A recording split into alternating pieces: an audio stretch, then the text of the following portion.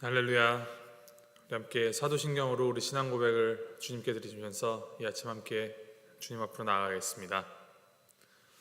전능하사 천지를 만드신 하나님 아버지를 내가 믿사오며 그 외아들 우리 주 예수 그리스도를 믿사오니 이는 성령으로 잉태하사 동정녀 마리아에게 나시고 본디오 빌라도에게 고난을 받으사 십자가에 못 박혀 죽으시고 장사한 지 사흘 만에 죽은 자 가운데서 다시 살아나시며 하늘에 오르사 전능하신 하나님 우편에 앉아 계시다가 저리로서 산 자와 죽은 자를 심판하러 오시리라. 성령을 믿사오며 거룩한 공예와 성도가 서로 교통하는 것과 죄를 사하여 주신 것과 몸이 다시 산 것과 영원히 산 것을 믿사옵나이다. 아멘. 함께 찬송가 407장 우리 함께 찬양하시겠습니다. 407장 구주와 함께 나 죽었으니 우리 함께 찬양하시겠습니다.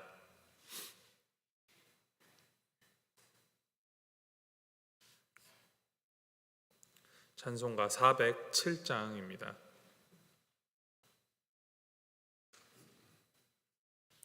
함께 찬양하시겠습니다.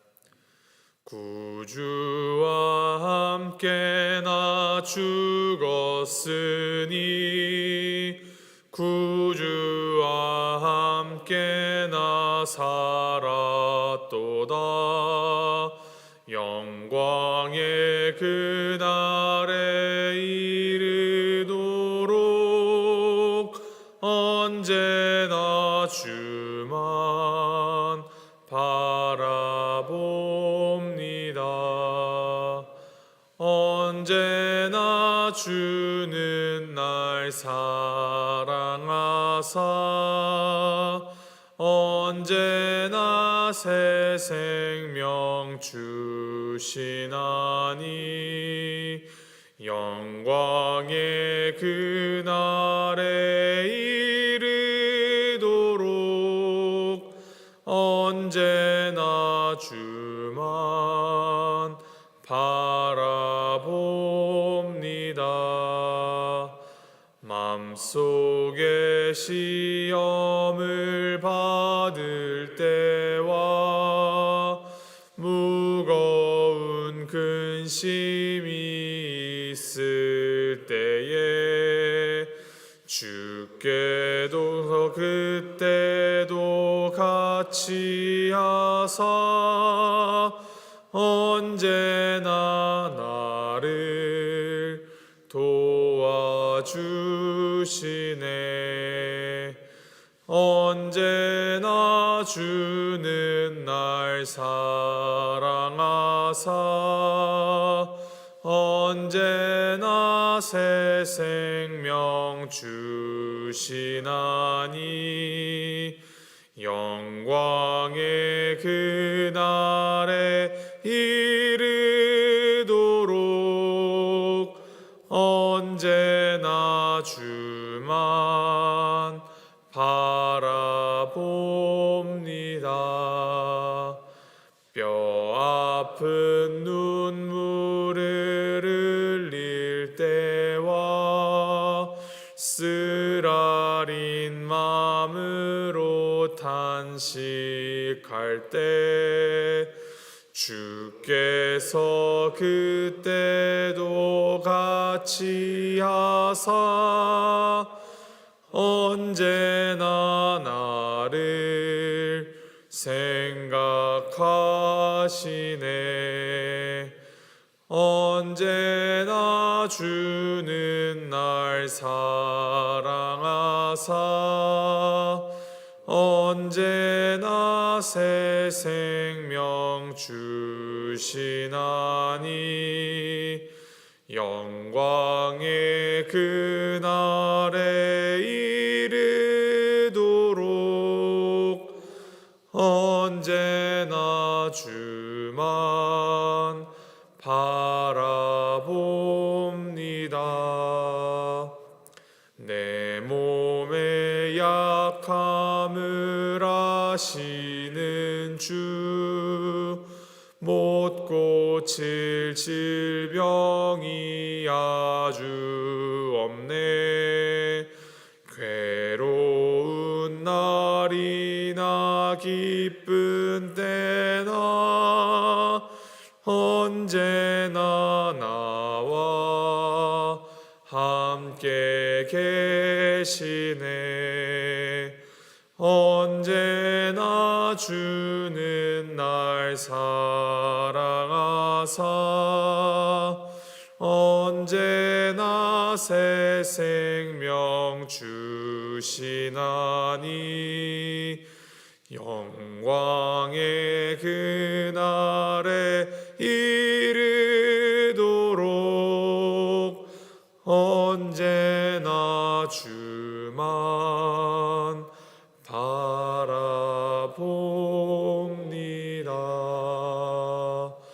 아멘.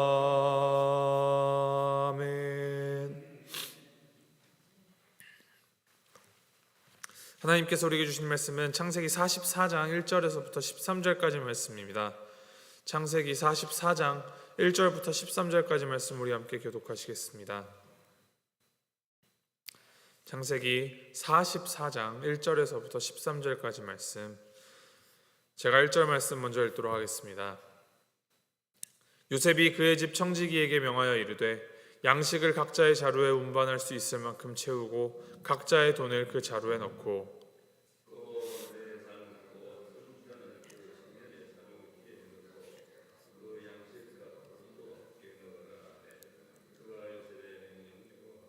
아침이 밝을 때 사람들과 그들의 나귀들을 보내니라.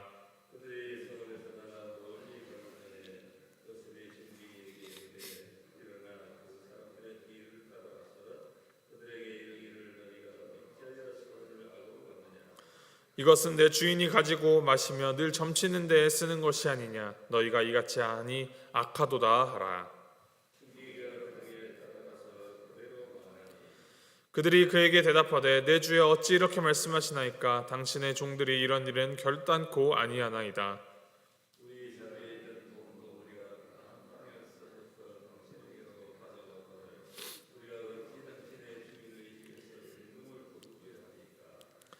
당신의 종들 중 누구에게서 발견되든지 그는 죽을 것이요 우리는 내 주의 종들이 되리이다.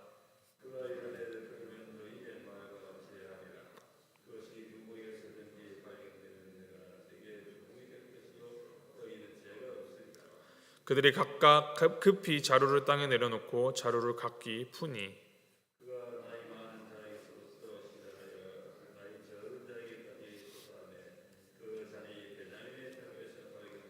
13절 함께 읽겠습니다.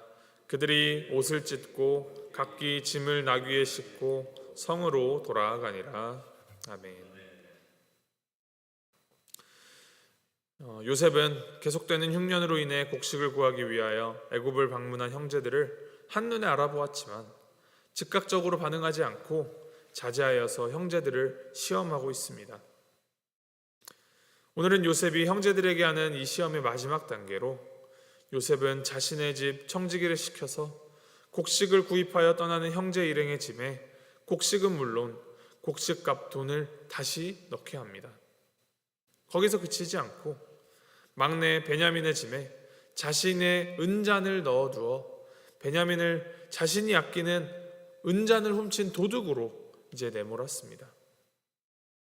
이때 형제들의 반응을 통하여서 과거 자신을 팔아버린 형들이 이제는 어떻게 행동하는가를 확인하고 이를 통하여서 어떠한 메시지를 그들에게 전달하겠다라는 의도가 담긴 것입니다.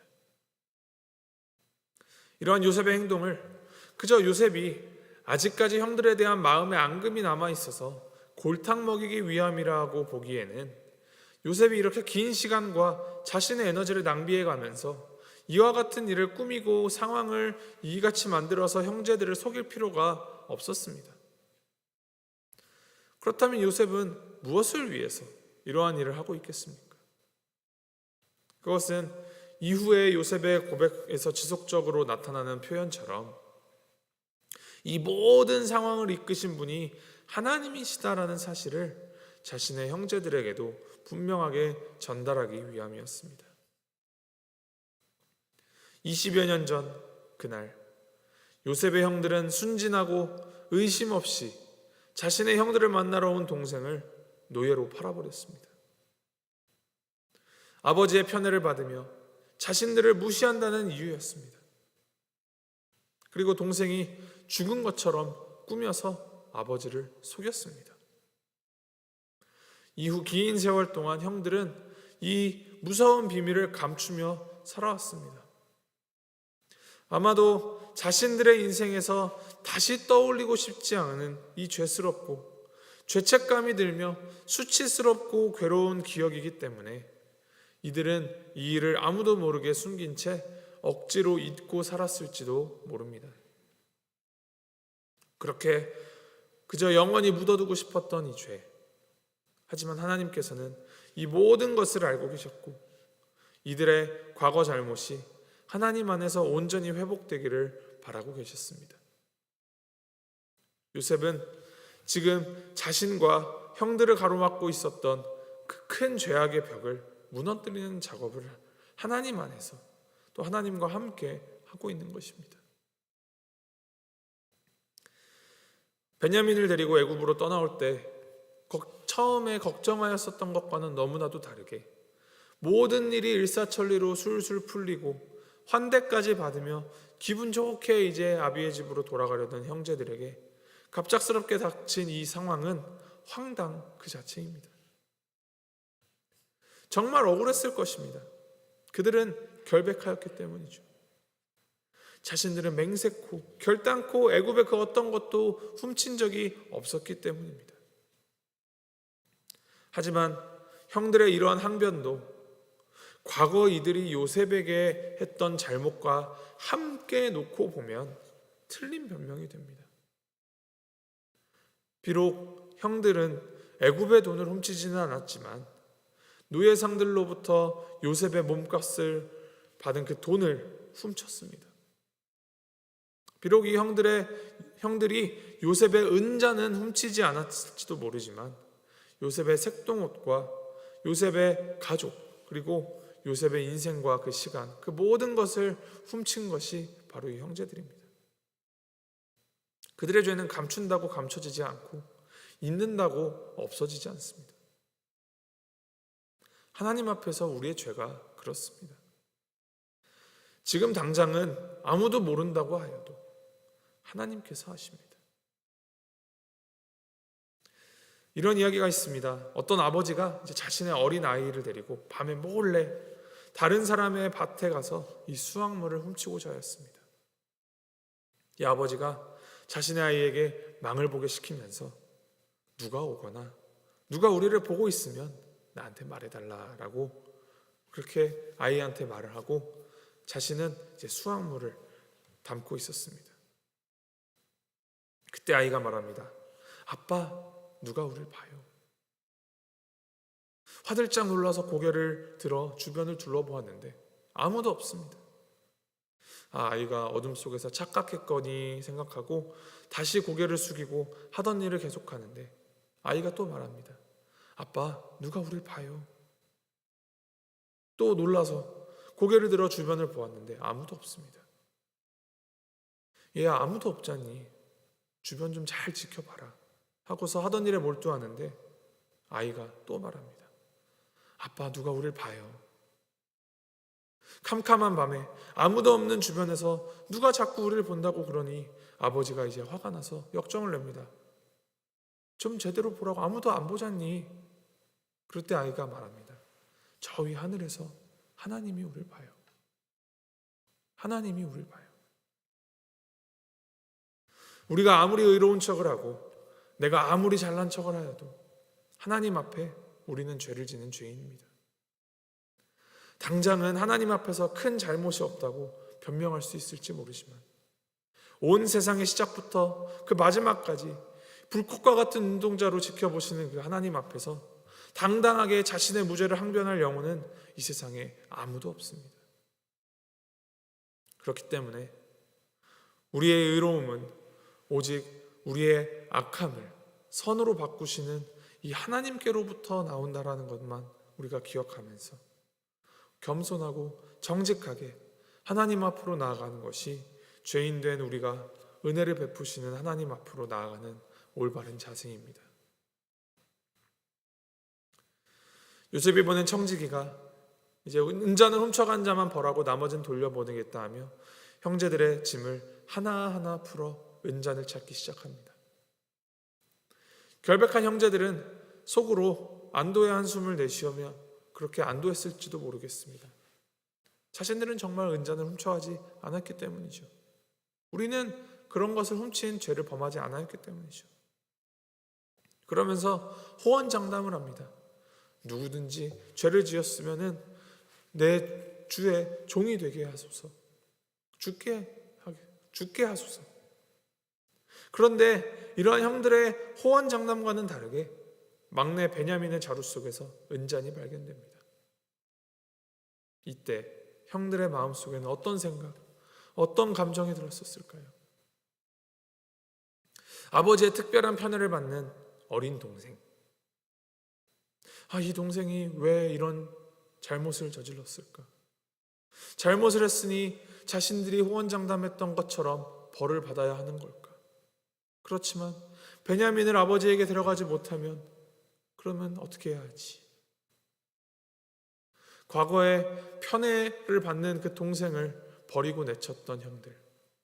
하지만 이번에는 다릅니다. 형들이 달라졌습니다. 동생을 생각하고 동생을 기다리고 있는 아버지를 생각합니다. 그래서 그들은 그 즉시 큰 슬픔으로 옷을 찢고 성으로 다시 돌아와서 요셉 앞에 다시 엎드립니다. 이전과는 완전히 달라진 모습을 형제들이 보이는 것입니다. 동생을 버리고 내치고 떠났던 그들이 동생을 위하여서 옷을 찢고 슬퍼하며 동생과 함께 되돌아옵니다. 죽을지도 모르는 그 자리로 되돌아옵니다. 이것이 바로 회개입니다. 같은 죄를 반복하지 않고 방향을 돌려서 하나님 앞으로 나오는 것. 오늘 말씀을 볼 때 우리가 표면적으로는 요셉이 형제들을 시험하는 것으로 보이지만 거기서 한꺼풀 들추어 보면 이것은 요셉의 형제들이 과거에 저질렀던 그들이 묻어두었던 죄의 문제를 완전히 해결하시고자 다시 똑같은 죄의 덫에 걸리지 않게 하시고 이 죄책감과 채무감으로부터 온전한 자유를 주시고자 하시는 하나님의 마음이 담긴 시험임을 우리가 알 수 있습니다. 우리에게도 마찬가지입니다. 하나님은 뿌린 대로 거두게 하시는 공평하신 하나님이십니다. 하나님이 공평하시다 함은 하나님은 죄에 대하여서 절대로 간과하시지 않으시고 셈하고 심판하시는 분이라는 사실까지도 포함한다는 것입니다. 이러한 깨달음으로 우리는 죄가 아닌 하나님을 향하며 우리의 그 죄에 대하여 경계하고 절제하는 삶을 살아가야 합니다. 깨달았음에도 불구하고 알면서도 불구하고 여전히 끊어야 할 것을 끊지 못하고 있다면 그것을 진정한 믿음으로 볼 수 없습니다. 진정한 믿음은 나를 내려놓는 이 자기 희생을 통하여서 나타나며 내 안에 나의 목소리가 아닌 우리를 향하여서 외치시는 하나님의 목소리를 따라갈 때 하나님과 바른 관계가 맺어지는 그러한 의인의 삶을 살아갈 수 있는 것입니다. 그리고 그러한 삶을 살아가는 우리를 통하여서 하나님 되심이 드러나고 하나님의 나라가 우리를 통하여 임하고 확장되는 것입니다. 이것을 우리 마음속에 늘 기억하시면서 우리의 모든 것을 다 하시는 거룩하신 하나님 앞에, 공평하신 하나님 앞에 의인인 척하던 우리의 죄 주님의 십자가 앞에 다 내려놓고 주님의 그 인도하심을 구하며 죄를 벗어버리고 주님의 거룩을 닮아가며 그 거룩을 드러내는 오늘 하루를 살아가는 우리 모두가 되기를 주님의 이름으로 소망하고 축복합니다. 우리 함께 기도하시겠습니다.